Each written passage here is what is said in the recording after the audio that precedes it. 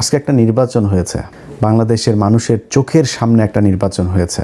এই দেশের ক্ষতি হয়েছে। চোর, বাটপার, দুর্নীতিবাজ এরা যদি দেশ চালায় সেই দেশ কোনোদিন ভালো চলবে না। সো এমপিদের তোরা এই এমপি হয়েছিস, এই আবার ভোট চুরি করে এত খুশি হয়ে তারপরে এত ভাল লাগে কথা বলতে, যে প্রথমে চারিদিক থেকে দাঁড়িপাল্লা রেজাল্ট আসা শুরু করেছে। নির্বাচন কমিশনের যে অ্যাপসটা আছে সেখানে দেখাইলো সব শেষ, ওরা দেখিয়েছে দাঁড়িপাল্লা 17 আর ধানের শীষ 12। হঠাৎ করে অ্যাপসটা বন্ধ হয়ে গেল, ওইখানে আর কোনো কিছু দেখায় না। ঢাকা শহরের অনেক জায়গায় অনেক অনিয়ম, সারাদিন বহু অনিয়ম হয়েছে। অনেক জায়গায় এজেন্টকে থাকতে দেওয়া হয় নাই, অনেক জেলাতে পুরো সব কেন্দ্র দখল করে তারা করেছে। মানুষ ভোট দিয়েছে, তোরা চুরি করেছিস, ভিডিও আছে সব জায়গার। দর্শক নিশ্চয়ই আমার সাথে একমত হবেন। অনেকেই কিন্তু বিশ্বাস করতে শুরু করেছিল যে জামাত ক্ষমতা আসতে যাচ্ছে, শুধু ক্ষণ গণনা তাদের চলছিল। কারণ ফেসবুকে দেখা যাচ্ছিল জামায়াত নির্বাচনে জিতে এই শপথ নিল বলে, কিন্তু বাস্তবে দেখা গেল উল্টো চিত্র। আসসালামু আলাইকুম। যারা এই মুহূর্তে ভিডিওটি দেখছেন, ভিডিওটি প্লে করেছেন, তাদেরকে অনুরোধ করব দয়া করে পুরো ভিডিও সম্পূর্ণ ধৈর্য সহকারে দেখবেন। খুবই গুরুত্বপূর্ণ এবং অত্যন্ত ইম্পর্টেন্ট ভিডিও নিয়ে উপস্থিত হয়েছি আপনাদের মাঝে প্রিয় দর্শক, সম্মানিত বন্ধুগণ, দর্শক শ্রোতা মণ্ডলী। নির্বাচনে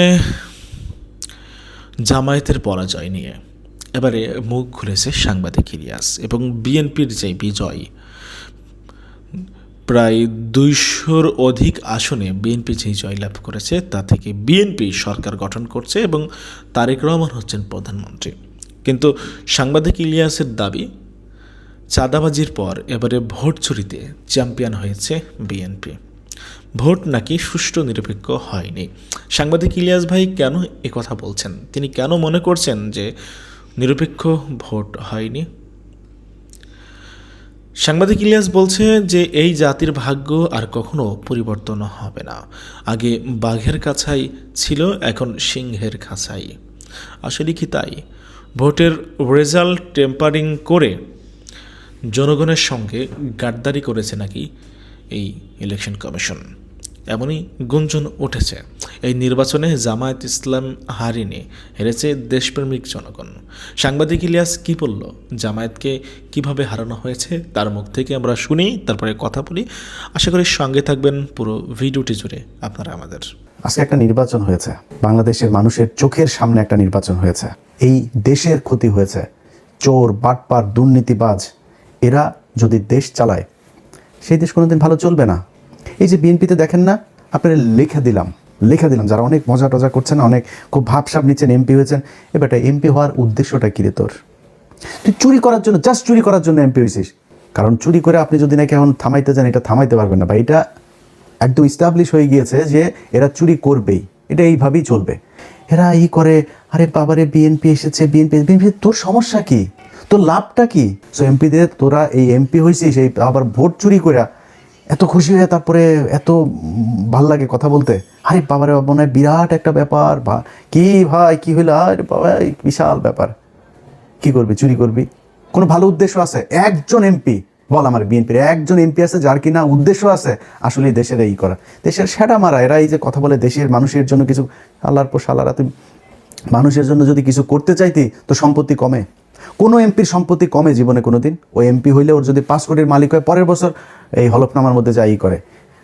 এই হইল কি অবস্থা? এই হলফনামাটা নিয়েও এই ইউনূসের সরকার এই শয়তানি করেছে। আওয়ামী লীগের সময় হলফনামাগুলো অনলাইনে দেখা যেত, কয়েকদিন আগে এই নির্বাচন কমিশন আসার পরে হলফনামাগুলো সব বন্ধ করে দিয়েছে। বন্ধ করেছে কেন জানেন? 2018 সালে এইবারের অনেক বিএনপির প্রার্থীদের হলফনামা ওইখানে ছিল। ওই সম্পত্তির হিসাব এই 1.5 বছরে তো মিলবে না। এই 1.5 বছরে তো একজন আঙুল ফুলে কলা গাছ হয়েছে, এগুলো তো মিলবে না। তো না মিললে কি হবে? না মিললে তাইলে দেখে ফেলবে, বুঝে ফেলবে, ইচ্ছা করে খুব উদ্দেশ্য প্রণোদিতভাবে সেই ইয়েটা ওইখান থেকে সরানো হয়েছে হলফনামাটা। রেজাল্টটার আমি যখন কিনা 12টা পর্যন্ত আপনাদের করলাম, ঘুমাইলাম, তখন পর্যন্ত আপনাদেরকে আমি সবশেষ লাইভে বলেছিলাম যে প্রথমে চারিদিক থেকে দাঁড়িপাল্লা রেজাল্ট আসা শুরু করেছে। আমার 2 জন ফোন করেছে মজা করার জন্য, ভাই টিকিট করেন, দেশে আসতে হবে এই সেই। তা আমি বললাম, ভাই দেখেন এখনও বহুত খেলা বাকি আছে, এখানে এত ইজি না জিনিসটা। এখনও ন্যাশনাল, ইন্টারন্যাশনাল, ডিপি স্টেট, তারপরে হইল গিয়া উত্তর পাড়াটারা যা আছে সব মিলায় তারপরে বহুত হিসাব আছে। তখন নির্বাচন কমিশনের যে অ্যাপসটা আছে সেখানে দেখাইলো সব শেষ, ওরা দেখিয়েছে দাড়িপাল্লা 17 আর ধানের শীষ 12। প্রথমে কিন্তু 5টা না 6টা সব দাড়িপাল্লা, এরপরে সব শেষ এসে দাঁড়াইলো হইলো আপনার দাড়িপাল্লা হইলো এই 17 আর ওরা 12। হঠাৎ করে অ্যাপসটা বন্ধ হয়ে গেল, ওইখানে আর কোনো কিছু দেখায় না, কিচ্ছু দেখা যায় না। আমি আপনাদেরকে এখনও দেখাই, সেখানে আপনারা যদি যান, আপনারা নিশ্চয়ই অনেকেই এখানে এই অ্যাপসটার ব্যাপারে আপনাদের জানা আছে। এই যে দেখেন রেজাল্ট শেষ হয়ে গিয়েছে, প্রধানমন্ত্রী বসা যাবে কিছুক্ষণের মধ্যে। সেই দেশে এখন পর্যন্ত নির্বাচন কমিশনের এই চোরের বাচ্চাদের সাথে আমার সমস্যাটা কেন হয়েছে সেটা এই দেশের মানুষ হারে হারে টের পাবে। এই চোরের বাচ্চারা আসার পর থেকে শুরু থেকে এরা জাউরামি শুরু করেছে। ইন্টারন্যাশনাল জাউরা একটা নিয়ে বসাইছে ওইখানে, ন্যাশনাল জাউরাদের পাশাপাশি ইন্টারন্যাশনাল জাউরাও সেখানে বসেছে। সেই জাউরারা বসা তারপরে কি করলো, যারা ওদেরকে বসাইলো ওদের নাম দিল মব নাম দিয়া তারপরে করলো কি, ওদের দায় মুক্তি দিল। শুয়ারের বাচ্চা দায় মুক্তি, শেখ হাসিনারে খেদাইছে, এটার দায় মুক্তি। এটা কি অপরাধ করছে যে ওর দায় মুক্তি দিব? হিটলারের দেশে দায় মুক্তি দেওয়া হয়েছিল, মুসলিনের দেশে দায় মুক্তি দেওয়া হয়েছিল, কয়েকদিন আগে সিরিয়াতে হয়েছে, দায় মুক্তি দেওয়া হয়েছে। জীবনে কোনোদিন কোনো বিপ্লবে দায় মুক্তি দেওয়া হয়? দায় মুক্তি দিলে কি হয় এটা বাংলাদেশেই উদাহরণ আছে।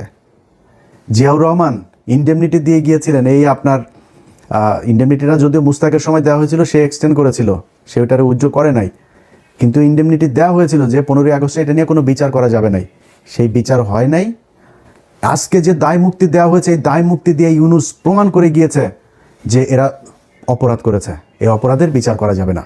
আমি অপরাধ করিনি, আপনি দায় মুক্তি দিবেন কেন? যেদিন দায় মুক্তির কথা বলা হয়েছে, দায় মুক্তি অধ্যাদেশ যেদিন জারি করা হয়েছে, সেদিন এই যে যারা আছে আজকে বিপ্লবী, যারা জুলাই আন্দোলনের নেতৃত্ব দিয়েছিল, এদের ফাঁসির দড়ি রেডি করে গিয়েছে সেদিন থেকে। এরা এসে এখন সুশীল সাজে। একদম শুরুতেই মাহমুদুর রহমান যখন দেশে গেল, মাহমুদুর রহমান দেশে যাবে, তারা মাহমুদুর রহমানের 3-4 দিন দেশে জেলে থাকতে হইলো। ওনারা আইন মেনে, তারপরে তুই কোন আইন দিয়ে আরে উপদেষ্টা হয়েছিলি আমারে বলতো, কোন আইন তোরে শেখ হাসিনারে দেশ থেকে বার করাইলি? শেখ হাসিনার সংবিধানে কোনো অসাংবিধানিক, কোনো অনির্বাচিত সরকারের কোনো অস্তিত্ব আছে? সেই সংবিধানের উপরে বসে তোরা চুপ করে রেখে দিছিস, তোরা আসিস এদের বিরুদ্ধে দায় মুক্তি অধ্যাদেশ দেশ। এই দায় মুক্তি দিয়া আমি আজকে আমার মানে আল্লাহ কতদিন বাঁচিয়ে রাখবে সেটা জানি না, সারা জীবন তো বেঁচে থাকবো না।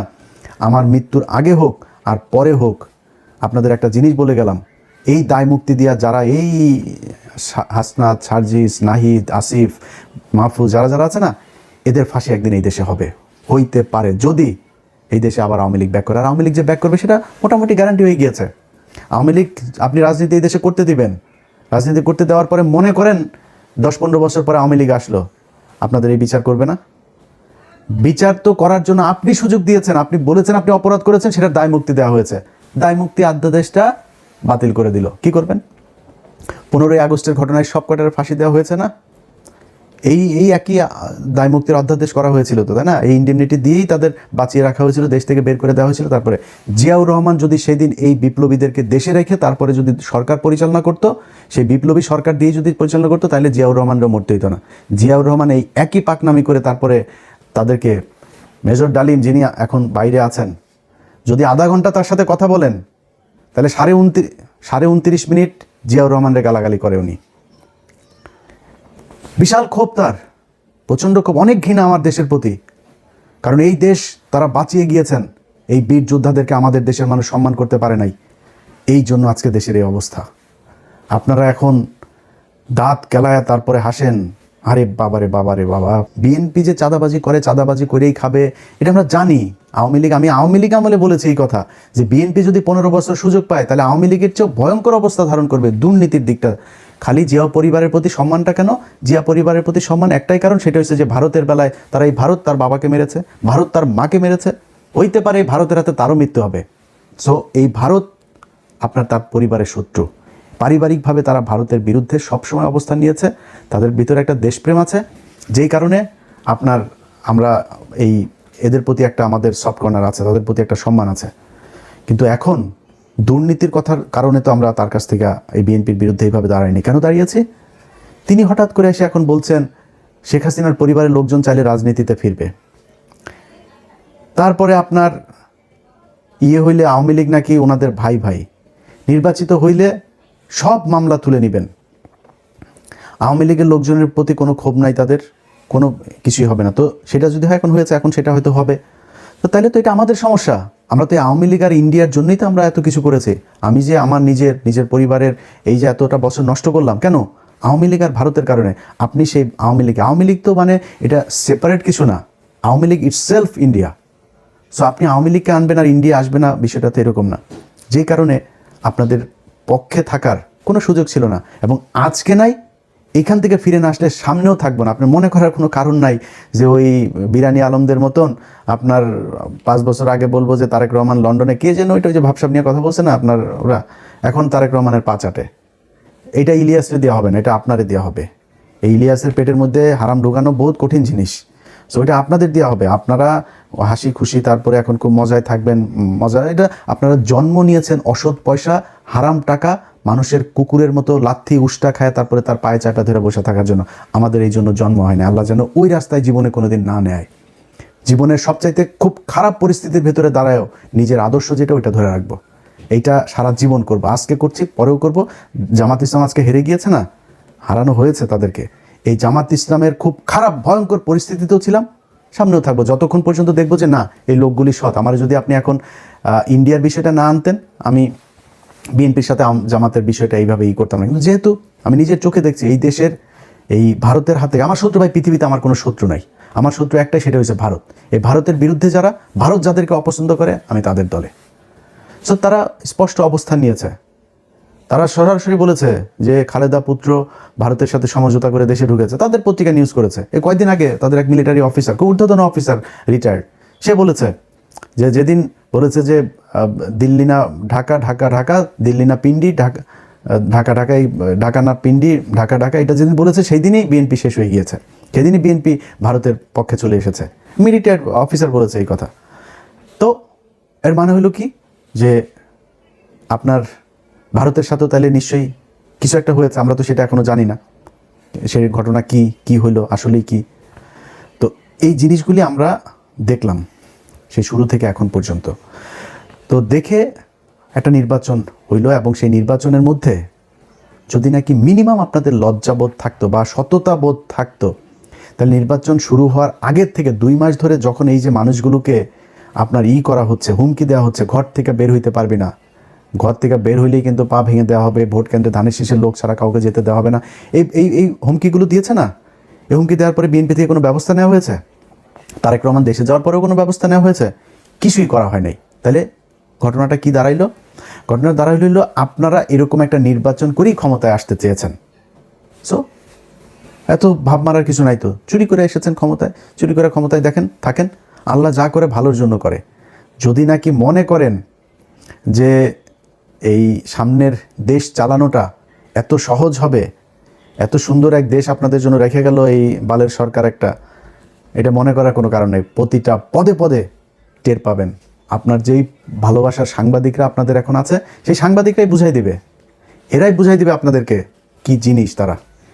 তারা সেই হাসিনার পাঁচাটা কুকুরগুলো এখন ওইখানে বসে আছে। তারা এখন আপনাদের খুব বিপদে পড়ে তারপরে পাটা চাটছে।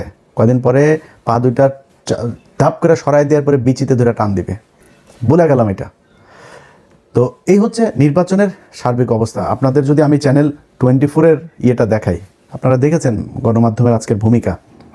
তারা প্রথম অবস্থায়, আমি সব শেষ ইয়েটা যখন করলাম, লাইভটা যখন করলাম, ধরেন তখন বাজে কয়টা, বাংলাদেশ সময় দুপুর 12টা বাজে।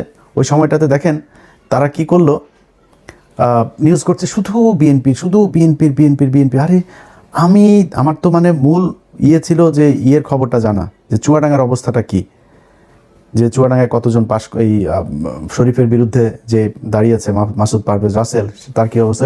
ওনার আবার ওইখানে আমার কিছু সম্পৃক্ততা আছে, যে কারণে আমার এটা নিয়ে খুব আগ্রহ ছিল। রাত 12টার ভেতরে উনি রেজাল্ট পেয়েছেন। মানে এই রেজাল্ট পাওয়ার পরে সেই মাসুদ পারভেজ রাসেলের নিউজ হয়েছে হলো চ্যানেল 24-এ এখন থেকে 2 ঘন্টা আগে। তারপরে ওইখানে ছাড়াও গত 3 ঘন্টার মধ্যে আপনি যদি নাকি রেজাল্টগুলো দেখেন এখন বেশিরভাগ জামাত যাচ্ছে। দেখেন রাজশাহী 4 আসনে আব্দুল বারী সরকার, তিনি 1,15,000 পেয়ে বিজয়ী হয়েছেন।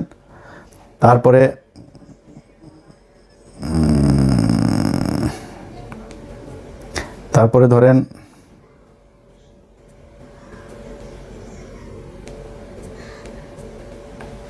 আচ্ছা, অ্যাডভোকেট রুহুল আমিন চুয়াডাঙ্গা 2 আসন থেকে বিজয়ী হয়েছেন। তারপরে হইল গিয়া রাজশাহী 1 আসনে বিজয়ী হয়েছেন মোহাম্মদ মুজিবুর রহমান, 1,71,000 ভোট পেয়েছেন। মোহাম্মদ আফজাল হোসেন কুষ্টিয়া 4 আসনে পেয়েছেন, 2 ঘন্টা আগের নিউজ। কুষ্টিয়া 3 আসনের বিজয়ী হয়েছেন মুফতি আমির হামজা। তারপরে ঢাকাতে দেখেন, ঢাকাতে এই খবর তারা বহু আগে পাইতো। ঢাকার রেজাল্ট বেরোতে কেন এত সময় লাগবে? আতাউর রহমান বাচ্চু নড়াইল 2 আসনে পেয়েছেন দাঁড়িপাল্লা। তারপরে আপনার নামগুলো মনে রাখেন। তারপরে দাঁড়িপাল্লার অধ্যক্ষ আব্দুল হালিম বাগেরহাট 4 আসনে পেয়েছেন। তারপরে বাগেরহাট 2 আসনে বিজয়ী হয়েছেন শেখ মঞ্জুরুল হক রাহাত ভাই। ঢাকা 5 আসনে দাঁড়িপাল্লা বিজয়ী হয়েছেন। দেখেন ঢাকা 5 আসনে কেন এখন রেজাল্ট আসতে হবে? 3 ঘন্টা আগে রেজাল্ট দিয়েছে সিরাজগঞ্জ 4 আসনে রফিকুল ইসলাম ভাই। তারপরে হইল গিয়া ওই যে হাবিবুর রহমান নামে বাটপার আছে যে একটা, এই বাটপার ফেল করেছে আবু তালেব মণ্ডল ভাইয়ের কাছে পাবনা 4 আসনে। তো এনারা এই খবরগুলো এখন দিচ্ছে। আপনাদের মনে আছে শুরুতে যখন তারা বিএনপির খবরগুলো সব দিচ্ছে, আমি আমার সব শেষ লাইভ যেটা করলাম, আমি আমার লাইভে এই নামগুলো বলে গিয়েছি না? এই যে রাহাত ভাইয়ের নাম বলে গিয়েছি না? এই যে চুয়াডাঙ্গা 2টা আসন, এই যে মুফতি আমির হামজা সহ কুষ্টিয়া 3টা আসনের কথা, বাগেরহাট আসনের কথা, এগুলো বলে গিয়েছি না? সেই রেজাল্ট এখন আসছে। কেন আসছে?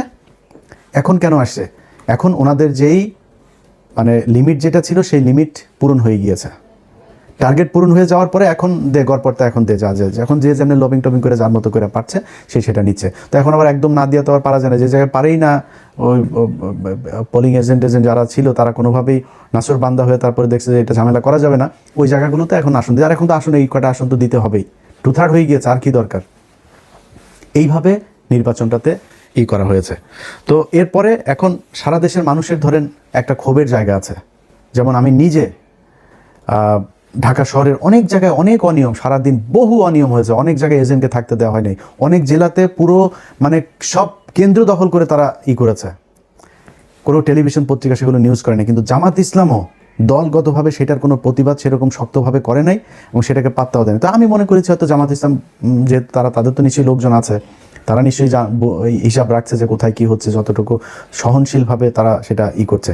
কিন্তু না, পরে দেখা গেল সেই ইয়েগুলোতে, যেমন আপনার ভোলাতে যে অধ্যক্ষ আপনার নজরুল ইসলাম, দেখেন তাকে মানে একদম জোর করে হারানো হয়েছে, তারপর অনেক ভোট পেয়েছে খুব কাছাকাছি ব্যবধানে। আপনার এই যে ভোলার আরেক আসনে ওই যে হাফিজ গিয়াসুদ্দিন আল মামুন, হাওয়া ভবন মামুনের যেই ভাই হাফিজ ইব্রাহিম, খুব কাছাকাছি ব্যবধানে সে জয়ী হয়েছে। কত মানুষ ভোট দিয়েছে ওইখানে, ত্রাসের রাজত্ব, মানুষকে ঘর থেকে বেরোতে দেয়। সকালবেলা গিয়ে আগের দিন রাতে গিয়ে বলে এসেছে যে পাড়ায় যে মানুষগুলি দাঁড়িপাল্লায় ভোট দিবে তারা ভোট দিবে না এরকম জানে, সবার বাড়িতে গিয়ে হুমকি দিয়ে আসা হয়েছে। আমার যে ফেসবুকে আপনারা এই ভিডিও দেখছেন, এই ফেসবুক পেজের মধ্যেই দেখবেন কত শত ভিডিও আমি আপলোড দিয়েছি। এগুলো কি কোনো অনিয়ম না? কিন্তু জামাত ইসলাম আমি জানি না, ওনারা এটার কোনো প্রতিবাদ করে নাই। এখন এই মুহূর্তে আমি আপনাদেরকে পাবলিক পারসেপশন শোনাই। মানুষ যারা আপনাদেরকে ভোট দিয়েছে, ভাই আপনারা এখন মাফ করে দিচ্ছেন, আপনারা এখন এটা নিয়ে কিছুই বলবেন না, কিছুই আপনাদের কোনো ক্ষোভ নাই, যা পেয়েছেন আলহামদুলিল্লাহ, এটা যদি বলেন। হ্যাঁ, আমি জামাতের যে বক্তব্য, সেই বক্তব্য হয়েছে যে ওনারা বলছেন যে ইলিয়াস আমরা কোনো ঝামেলায় যেতে চাচ্ছি না, আমরা যদি ঝামেলায় যাই তাহলে তৃতীয় পক্ষ এটার সুবিধা নিবে। ভাই তৃতীয় পক্ষের সুবিধা নিবে, কোনো সমস্যা নাই, তাহলে আপনি সব মেনে নেবেন নাকি? আপনাকে তো প্রতিবাদটা করতে হবে, আপনাকে তো জানাইতে হবে যে আমরা ভোটটা এই কারণে আমরা মেনে নিচ্ছি, কিন্তু মেনে নিলেও আপনারা এই অন্যায়গুলো করেছেন, এটা ভবিষ্যতে আমরা মানব না, কিংবা এটার কি চাই, একটু কথা তো বলতে হবে জামাতরে। কিন্তু জামাত সেটা বলে না, এটা জামাতের ব্যাপার, জামাত কি করবে। দর্শক নিশ্চয়ই আমার সাথে একমত হবেন। অনেকেই কিন্তু বিশ্বাস করতে শুরু করেছিল যে জামাত ক্ষমতা আসতে যাচ্ছে, শুধু ক্ষণ গণনা তাদের চলছিল। জামাতের নেতা কর্মী সহ যারা জামাত বিরোধী রাজনীতি করেন বা জামাতকে পছন্দ করেন না, তারাও কিন্তু ভাবছিল মনে হয় জামাত ক্ষমতা আসতে যাচ্ছে। কারণ জামাতের আওয়াজটা এত ব্যাপক ছিল, আপনি মোবাইল হাতে নিলেই শুধু জামাত আর জামাত। তার পক্ষে অসংখ্য কন্টেন্ট ক্রিয়েটররা বয়ান দিচ্ছে নানাভাবে। জামাত সৎ, জামাত হচ্ছে একেবারে পবিত্র একটা দল এবং সৎ মানুষের শাসন, ইনসাফ একটা রাষ্ট্র কায়েম হবে, একটা ভয়ঙ্কর মানে দুর্নীতিমুক্ত, চাঁদা মুক্ত, দখলবাজ মুক্ত একটা মানে পুত পবিত্র একটা দেশ তারা উপহার দেবে।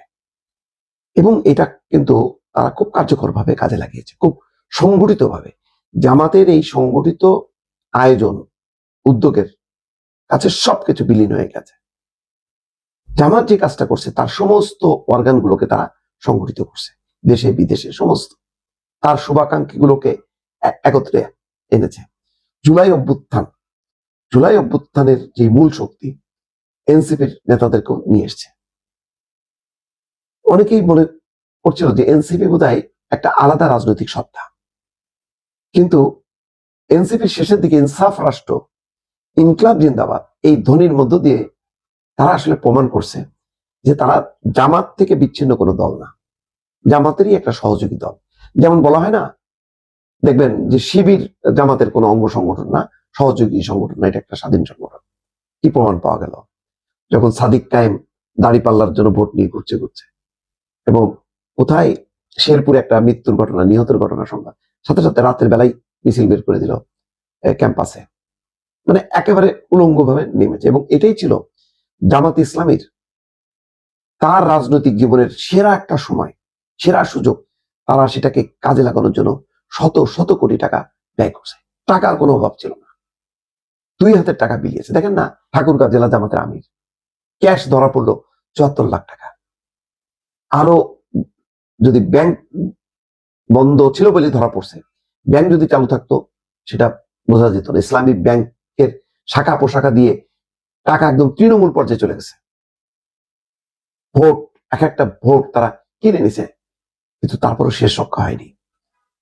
আমরা একটু দেখি যে আসলে কেন পারলো না জামাত, এত সম্ভাবনা জাগিয়েও কেন শেষ পর্যন্ত তাদের তীরে এসে তরিটা ডুবে গেল। জামাতের সব ঠিক ছিল, জামাত একটা ভয়ঙ্কর ভুল করছে, যে ভুলের ইতিহাস তাদের আছে। জামাত তার রাজনৈতিক জীবনে ভয়ঙ্কর কিছু ভুল করেছে। আমি এই ক্ষেত্রে বলবো এটা দ্বিতীয় বা তৃতীয় ভুল। অনেকগুলো ভুলের মধ্যে একটা ভুল হচ্ছে তাদের, দেখেন, পাকিস্তান ভাগের বিরোধিতা করছে, আর একটা ভুল। দ্বিতীয় ভুলটা হচ্ছে বাংলাদেশের মুক্তিযুদ্ধ স্বাধীনতার বিরোধিতা করা, দ্বিতীয় ভুল। তৃতীয় ভুলটা করলো তারা 25-30 বছর জামাতের বিএনপির কোলে মানুষ হয়েছে, বিএনপিকে বর্ম হিসাবে, ঢাল হিসাবে তারা ব্যবহার করছে। তার পতাকা তলে, ছায়া তলে বা ছাদের নিচে বিএনপি ছাদ হিসাবে ছিল জামাতের।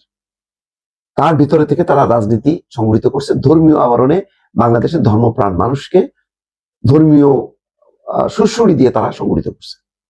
বাংলাদেশের শিক্ষা দীক্ষার যে অবস্থা, ধর্ম দিয়ে রাজনীতি করাটা সবচেয়ে সহজ। সেই সহজ কাজটাকে তারা খুব সংগঠিতভাবে করতে পারছে, এটা তাদের সফলতা। তাদের অনেকগুলো অর্থনৈতিক সোর্স আছে, ইবনে সিনা, ইসলামী ব্যাংকের মতন, সেগুলো তারা খুব গোপন রাখে। আরো অনেকগুলো আছে, ফোকাস টোকাস, আরো কি কি জানি আছে। অনেকগুলো রাজনৈতিক দল সংগঠন আছে, সেগুলো তো দেখলেই তো। শেষ বেলায় এনসিপিও তার মুখোশ উন্মোচন করলো সবার সামনে যে তারা আসলে জামাত থেকে বিচ্ছিন্ন না। তারা যেটা ভুল করছে বিএনপির বিরোধিতা করা। তারা তাদের রাজনীতিটা যদি করত, তারা ওই যে তারা সৎ দল, সততার প্রতীক, তারা ইনসাফের রাষ্ট্র কায়েম করবে। কিভাবে কায়েম করবে, কি করবে? ওই যে যেমন আমি খুবই আপ্লুত হয়েছিলাম যে সরদি উদ্যানে শফিকুর রহমান বলছিলেন যে তারা ক্ষমতায় গেলে তাদের এমপিরা কোনো গাড়ি নেবে না, শুল্কমুক্ত গাড়ি সুবিধা নেবে না, কোনো বাড়ি সুবিধা নেবে না, কোনো বেতন ভাতা নেবে না। এই যে ঘোষণাগুলো এবং মানুষের জন্য আর কি করবে, এইগুলোর উপরে তাদের ফোকাসটা করা উচিত ছিল।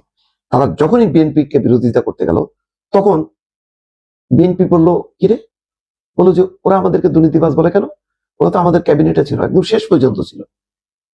এর জবাবটা দিতে পারেনি। বলছে যে আমরা অসততার মধ্যে আমরা যে সৎ থাকতে পারি সেটা প্রমাণ হিসেবে। আরে এটা হইলো নির্বাচনী প্রচার অভিযানের পরেই আপনি শুরু করে দিলেন তারা অসৎ দল, অথবা যখন নাকি আওয়ামী লীগ নির্বাচন করবে না। আবার প্রমাণ হলো ফেসবুকের ভার্চুয়াল জগতের সাথে বাস্তব জগতের মিল খুব সামান্যই। কারণ ফেসবুকে দেখা যাচ্ছিল জামায়াত নির্বাচনে জিতে এই শপথ নিল বলে, কিন্তু বাস্তবে দেখা গেল উল্টো চিত্র। সারা বিশ্ব জেনে গেল নির্বাচনে বড় ব্যবধানে জিতে গেছে বিএনপি, জিতে গেছেন তারেক রহমান। কিন্তু জামায়াত কি আদতে হারল? নাকি জানান দিল এবার মাঠ গোছানোর কাজটা এগিয়ে রাখা গেল? আসছে বার দেখা যাক কি হয়।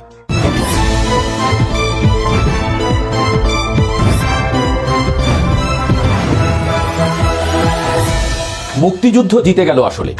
আহমদ ছফা বলেছিলেন মুক্তিযুদ্ধকে বাদ দিয়ে এদেশে কিছু করা সম্ভব না, সেটাই প্রমাণ হলো। বীর মুক্তিযোদ্ধা ফজলুর রহমান সেটা প্রমাণ করে দিলেন। এই জনপদে ধর্ম কোনোদিনই এত সহিংস ছিল না যতটা সহিংসতা দেখিয়েছে গেল 1.5 বছর।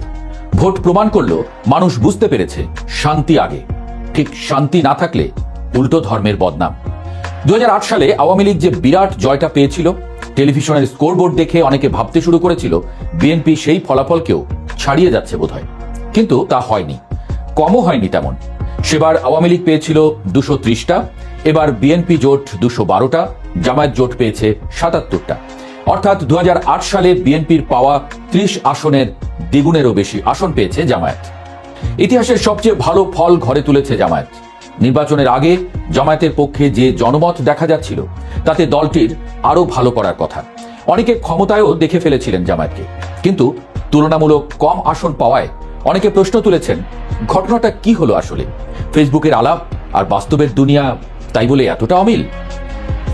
সব দলই স্বীকার করেছে নির্বাচন গ্রহণযোগ্য হয়েছে। মাঝখানে যেসব ঘটনা ঘটেছে বাংলাদেশের মতো দেশগুলোতে এসব কিছু ঘটেই, এমনটা বলে তারা মেনেও নিয়েছেন। আমরা কিছুটা আলোচনা করতে পারি বরং সম্ভাবনা জাগিয়েও কেন জামায়াত আসন কম পেল, কিংবা জামায়াতের আসলে কিছু হারানোর ছিল কি। সবচেয়ে বড় যে আলোচনাটা সামনে আসছে তা হলো তরুণ প্রজন্মের রায়। হাসনাত আব্দুল্লাহ, নাহিদ ইসলাম কিংবা আক্তার হোসেনরা যেভাবে বিজয়ের হাসি হেসেছেন, ঠিক তার উল্টো চিত্র আমরা দেখেছি সার্জিস আলম, নাসিরউদ্দিন পাটোয়ারি কিংবা তাসনিম জারা ফুয়াদদের ক্ষেত্রে। জনগণ আসলে কি বার্তা দিল? খুব পরিষ্কার, মানুষ আর অশান্তি চায় না। হাসনাত বা নাহিদ যে ম্যাচুরিটি বা রাজনৈতিক পরিপক্কতা দেখিয়েছেন, কিংবা আক্তার যেভাবে জনসম্পৃক্ত থেকেছেন, অন্যরা হয়তো আবেগের বশে বা অতি বিপ্লবী হতে গিয়ে জনবিচ্ছিন্ন হয়ে পড়েছেন। মানুষ শান্তি চায়, স্থিতিশীলতা চায়। যারা অতিরিক্ত আগ্রাসী মনোভাব দেখিয়েছেন, ভোটাররা ব্যালট পেপারে নীরবে তাদের প্রত্যাখ্যান করেছেন। সার্জিস বা পাটোয়ারিদের পরাজয় প্রমাণ করে ফেসবুকে হিরো সাজা আর মাঠের রাজনীতিতে মানুষের মন জয় করা দুয়ের মধ্যে যোজন যোজন দূরত্ব। ভোটাররা সহিংসতা বা উগ্রতাকে না বলেছেন স্পষ্টভাবে। এবার আসা যাক তারেক রহমানের প্রসঙ্গে। রোমান বীর জুলিয়াস সিজারের সেই বিখ্যাত উক্তি ভিনি ভিডি ভিসি, এলাম দেখলাম জয় করলাম, যেন তারেক রহমানের ক্ষেত্রেই ঘটে গেল। দীর্ঘ প্রবাস জীবন শেষে দেশে ফিরে তিনি যে অভাবনীয় ধীর স্থিরতার পরিচয় দিয়েছেন তা অনেক রাজনৈতিক বিশ্লেষককে চমকে দিয়েছে। 2001 সালের নির্বাচনের পর যে হাওয়া ভবন বা ক্ষমতার দাপট দেখা গিয়েছিল, এবারের তারেক রহমান যেন তার চেয়ে সম্পূর্ণ আলাদা এক চরিত্র। তিনি এসেই বিজয়ের মুকুট পরলেন, কিন্তু কোনো হুঙ্কার ছাড়লেন না। সম্মানিত বন্ধুগণ, দর্শক শ্রোতা, আপনারা দেখতে পারলেন। ব্যক্তিগত অভিব্যক্তি অবশ্যই কমেন্টে লিখে জানাবেন আপনারা কি বলতে চান, আপনাদের মতামত কি থাকবে, কি বলবেন, আপনারা কি মনে করেন। প্রিয় দর্শক, আপনারা কি ভাবছেন? আসলে কি সত্যিকার অর্থেই জামায়াতকে পরিকল্পিতভাবে সুপরিকল্পিতভাবে পরাজিত করা হয়েছে? ভোট টেম্পারিংয়ের মাধ্যমে কি জামায়াতকে হারানো হয়েছে? কি মনে করছেন আপনারা জানাবেন। সাংবাদিক ইলিয়াস ভাই যেই কথা বলেছেন, তার সেই বক্তব্য, সেই কথাকে কেন্দ্র করে তার সেই মন্তব্য, ওপিনিয়ন নিয়ে আপনারা কি বলতে চান, তার সঙ্গে কতটা একমত অবশ্যই জানাবেন। অনেকেই বলাবলি করছে এই নির্বাচনে শুধুমাত্র জামাত হারিনি, হেরেছে দেশপ্রেমিক জনগণ। দিনে ইলেকশন এবং রাতে সিলেকশন হয়েছে, মানুষ মন খুলে জামাতকে ভোট দিয়েছে, অথচ ফলাফলের সময় সেই ফলাফলটা বিএনপির নামে ঘোষণা করা হয়েছে বলে মন্তব্য করছে। জামায়াতের সঙ্গে ভোট ডাকাতি করা হয়েছে বলে মন্তব্য। আপনারা জানাবেন কি বলতে চান সাংবাদিক ইলিয়াসের মন্তব্য এবং প্রতিক্রিয়া নিয়ে এই নির্বাচনকে কেন্দ্র করে। তবে যাই হোক, শেষমেশ একটা কথা বলতে চাই, যারাই দেশ শাসন করবে, যারা নবনির্বাচিত এই পার্লামেন্ট সদস্য জাতির প্রতিনিধিত্ব করতে যাচ্ছে, তাদের উদ্দেশ্যে বার্তা, তারা যেন সুষ্ঠু ধারার রাজনৈতিক পরিবেশ বাস্তবায়ন করে, সুষ্ঠু ধারার রাজনীতি বাস্তবায়ন করে দেশের মাটিতে, শান্তিপূর্ণভাবে যাতে দেশ পরিচালনা করে সেই আহ্বানই রাখবে। ভালো থাকবেন, সুস্থ থাকবেন। আজকের মতো এ পর্যন্ত বিদায় নিচ্ছি। আল্লাহ হাফেজ।